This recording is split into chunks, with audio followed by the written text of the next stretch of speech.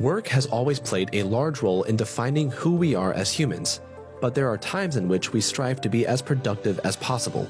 Productivity is not only sought after out of financial necessity, but also because it gives us a sense of purpose and helps us shape our identity. Work has been proven to be beneficial to increasing our motivation and overall mental health. But when we become so entrenched in our work, it can be difficult to turn this part of our identity off. This is especially the case because our society values productivity and has made paid work a necessity. These pressures can lead to workaholism. Workaholism, or work addiction, is a clinical condition where a person develops an obsessive and compulsive interest in work. Research shows that workaholism is a growing problem in industrialized countries where work performance is a measure of success.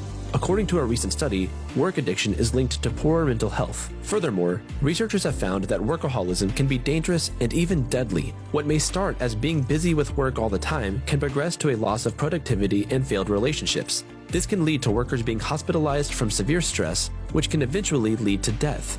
There are a number of signs that can indicate that you're becoming more of a workaholic. For example, if you strive to free up more time to work or spend more time working than the job requires, then you could be considered a workaholic. Some workaholics work more because it's their coping mechanism against depression and anxiety. Workaholism is believed to be linked to certain types of personalities, like being a perfectionist, being competitive, or being achievement-oriented. These people work excessively despite the harmful effects on their personal health and well-being. People at risk of developing work addiction often have obsessive-compulsive thoughts and low self-esteem, which leads them to constantly doubt their own work performance. They devalue their own time and neglect their own hobbies for the sake of working more. Poor quality of sleep, high levels of stress, and depression are also identified as high-risk factors for developing work addiction. On the other hand, some people work more than they're required because of financial needs. So, how can a workaholic detach psychologically from work? On a larger scale, we need to stop viewing work as a tool to measure performance, success, and growth. As for the office environment, employers need to value their workers' demands, health, and well-being. They can do so by increasing job security and opportunities for personal growth.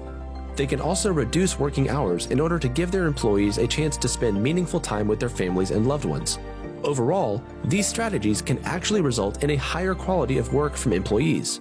If you're concerned that you have or are developing work addiction, address the problem now if possible. Seek support in your workplace, speak to a mental health therapist, or reach out to your friends and family. Practice setting boundaries while taking some time off. And if you find that your work-related identity occupies a central place in how you view yourself, adopt new, fun hobbies that aren't related to your profession. One way to test yourself is to examine how you feel if you were to completely unplug for a while and take a break from work. Does that thought make you anxious? If so, you may want to consider speaking to a professional for a more thorough examination into your relationship with work. What do you do for work, and how do you unplug from work when it's time to relax? Share your thoughts in the comment section.